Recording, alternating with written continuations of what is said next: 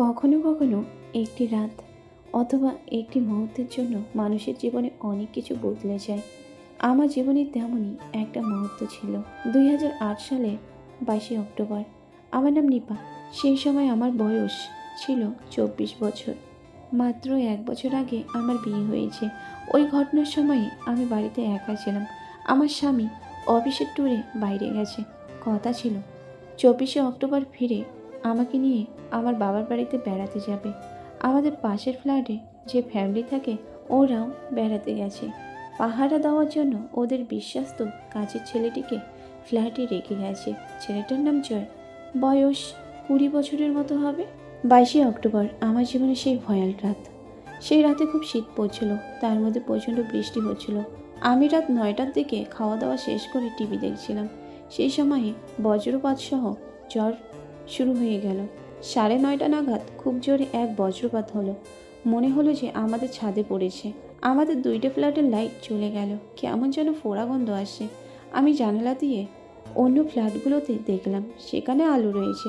একটা মোমবাতি জ্বালিয়ে আমাদের ফ্ল্যাটের দরজা খুলে পাশের ফ্ল্যাটের জয়কে ডাকলাম। কয়েক সেকেন্ডের পর জয় দরজা খুলে উকি দিল। কি হয়েছে ভাবি? দেখো না, সব ফ্ল্যাটে কারেন্ট আছে, শুধু আমাদের 2টাই নেই। তাহলে তো ভাবি ছাদে গিয়ে দেখতে হবে। আপনি টর্চটা ধরেন, আমি দেখছি। ছাতা ও টর্চ নিয়ে আমরা দুজনেই ছাদে গেলাম। তখনও প্রচণ্ড জোরে বৃষ্টি হচ্ছিল।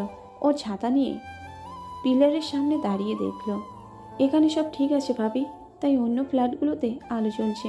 মনে হয় আমাদের ফ্ল্যাটের ভিতরে সমস্যা হয়েছে, ওখানে দেখতে হবে। তাহলে চলো নিচে যাই। হ্যাঁ চলেন। ছাতা থাকা সত্ত্বেও আমরা দুজন পুরো ভিজে গেছি। ছাদ থেকে নেমে আমাদের ফ্ল্যাটে ঢুকলাম। জয় মেন্স স্কুলে ফিউজ ঠিক করে লাগাতেই আমাদের ফ্ল্যাটে আলো জ্বলল। এতক্ষণ যা খেয়াল করিনি, আলোতে এবার সেটা করলাম। বৃষ্টিতে আমার নাইটি ভিজে উঠেছে। আমি তাড়াতাড়ি একটা তোয়ালে শরীরে জড়িয়ে নিলাম। জয় অবশ্য সেদিকে খেয়াল করলো না। ভাবি, এবার আমাদের ফ্ল্যাটে টর্চটা ধরতে হবে। হ্যাঁ চলো। আমরা এবার ওদের ফ্ল্যাটে ঢুকলাম। ওদের মেন সুইচ বেডরুমে। জয় চেয়ারে দাঁড়িয়ে ফিউজ খুলল। হঠাৎ ইলেকট্রিক শক খেয়ে ছিটকে সরে গেল। আমি দূর থেকেও বুঝতে পারলাম না কিছু একটা সমস্যা হয়েছে। কি হলো জয়? হাত ভেজা তো, তাই শক খেয়েছি। ভাবি, আপনার তোয়ালেটা একটু দিন, হাত মুছে নেই। আর আপনার পায়ের স্যান্ডেলগুলোও দিন, ওগুলো ওভারের, শকের ভয় থাকবে না। আমি তোয়ালে ও স্যান্ডেল জয়কে দিলাম। টসের আলো দূরে ফেললাম যাতে আমার ভেজা শরীর দেখা না যায়। জয়ের পুরো লুঙ্গি ও গেঞ্জি খেয়াল করলাম, ওগুলো দিয়ে বৃষ্টির পানি গড়িয়ে পড়ছে। জয়, এক কাজ করো, ভেজা কাপড় পাল্টে শুকনো কাপড় পরো, তারপর ফিউজ ঠিক করো, নইলে আবার শক খাবে। ঠিক বলেছেন ভাবি, দাঁড়ান আমি চেঞ্জ করে আসছি। আপনি টর্চটা নিভিয়ে রাখুন, পরে দরকার হবে। জয় পাশের রুমে চলে গেল। আমি টর্চ নিভিয়ে অন্ধকারে দাঁড়িয়ে রইলাম। 2-3 মিনিট পর পায়ের শব্দ শুনে মনে হলো জয় এসেছে। কি হলো জয়, এসে গেছ? কোনো উত্তর পেলাম না, তবে বেডরুমের দরজা বন্ধ করার হালকা শব্দ পেলাম। আমার কেমন যেন ভয় ভয় লাগতে শুরু করলো। আমি আবার ডাক দিলাম, জয় কোথায় তুমি? এই তো এখানেই ভাবি। টর্চ জ্বালাবেন না, সারা বাড়ি কারেন্ট হয়ে আছে। আপনিও শক খাবেন, খালি ভাবে মেঝেতে দাঁড়াবেন না, বিছানায় উঠে বসুন। বাইরে তখনও প্রচুর বৃষ্টি হচ্ছে।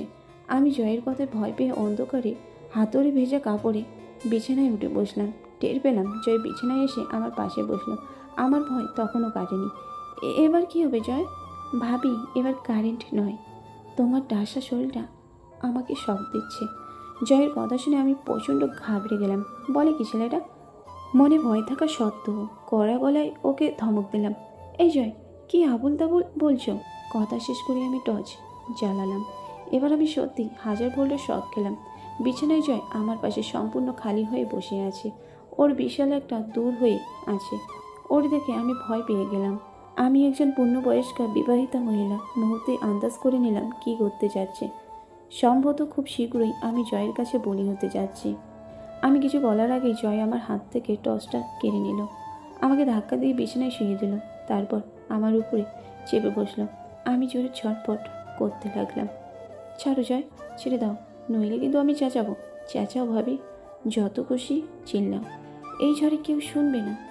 ভাবি, জীবনে কখনো সামনে থেকে খালি মেয়ে দেখিনি। আজ তোমাকে খালি করে তোমার কাছ থেকে শিখবো আশা ভালোবাসা কাকে বলে। জয়ের হাত থেকে ছাড়া পাওয়ার জন্য আমি প্রাণপণে চেষ্টা করতে লাগলাম। আমার ভেজা কাপড়ে বিছানা ভিজে যাচ্ছে, কিন্তু বিছানা থেকে উঠতেই পারলাম না। জয় আমায় চেপে ধরে রয়েছে। ওর একটা হাত আমার মধ্যে দিয়ে রেখেছে। পাগলের মতো আমি যত জয়কে বাধা দেওয়ার চেষ্টা করছি, ততই সে আমার উপরে চড়াও হচ্ছে। কেন লজ্জা করছো ভাবি? তুমিও একা, আমিও একা, কেউ কিছু জানবে না। এসো দুজনেই মজা করি। না জয়, ছাড়ো, তোমার সাথে এসব করতে পারবো না আমি। কেন ভাবি? আমার স্বামী আছে, সংসার আছে, তাতে কি হয়েছে? আমি তো তোমাকে স্বামী সংসার থেকে তুলে নিয়ে যাচ্ছি না, এক রাতের ব্যাপার। জয়ের কথা না শুনে আমি জোরে চিৎকার করতে লাগলাম।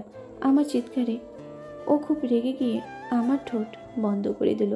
আমার চিৎকার বন্ধ হয়ে গেল। টের পেলাম জয়ের টানাটানিতে আমার কাপড় ছিঁড়ে গেছে। জয় আমার ভেজা নাইটির বাম দিকটা ছিঁড়ে পেল। ধস্তাধস্তিতে নাইটি ইতিমধ্যে আমার হাঁটুর উপরে উঠে গেছে এবং এই প্রথম জয় সরাসরি আমার নাম ধরে রাখলো। শোনো নিপা, ভালো মেয়ের মতো দাও, তাহলে কষ্ট দেবো না, নইলে কিন্তু তোমাকে হাসপাতালে পাঠাবো। জয় আমার চুল আরও জোরে টেনে ধরল। নিজের চেয়ে বয়সে ছোট এবং অন্য পাশের কাজের লোকের কাছে এভাবে হেনস্থা হয়ে আমার রাগ ও অপমান দুইটাই হচ্ছে। আমি ধাক্কা দিয়ে জয়কে উপর থেকে সরাবার চেষ্টা করলাম। আমার জড়ালো এক ধাক্কায় জয় আমার উপর থেকে বিছানায় পড়ে গেল, কিন্তু সাথে সাথে আমার চুলের মুঠি ধরে অন্তত নিষ্ঠুরভাবে আমার গালে চড় মারতে শুরু করলো। আমাকে টেনে বিছানা থেকে নামিয়ে মেঝেতে ফেলে দিল। তারপর আমার জোরে জোরে লাঠি মারতে শুরু করলো।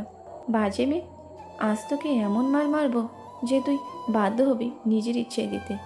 মারের চোটে ভূত পালায়, আর তোর সতীপনা পালাবে না। দেখ তোর কি অবস্থা করি। জয়ের লাঠি খেয়ে আমি এদিক ওদিক ছটপট করছি। কিছুক্ষণ পর জয় লাঠি বন্ধ করে আমি ব্যথায় কুকিয়ে উঠি। ওর দুই পা জড়িয়ে ধরলাম। প্লিজ জয়, এরকম করো না, আর আমাকে মেরো না। তাহলে বল দেবী? জয়, আমার বিবাহিত জীবনটা নষ্ট হয়ে যাবে। কেন এমন করছো? আমাকে ছেড়ে দাও। জয় এবার কোনো উত্তর না দিয়ে হ্যাচকা টানে আমি বলল, আরে তুই তো ভিজেই রয়েছিস, এত নাটক করছিস কেন? চুপচাপ দে। জয়, আমার লাগছে, লাগছে। কি হয়েছে? চেঁচাচ্ছিস কেন? প্লিজ, লাগছে। চুপ, তোকে তো বলেছি বাধা দিলে কষ্ট দেবো, তুই চুপ থাক, চটপট করিস না। আমি ছেড়ে দেওয়ার জন্য ওকে অনুরোধ জানাতে ও আমার চুলের মুঠি ধরে আমার মাথা ওর সামনে টেনে আনলো। তারপর না চাইলো ও আমার তার প্রস্তাবে রাজি হতে হলো।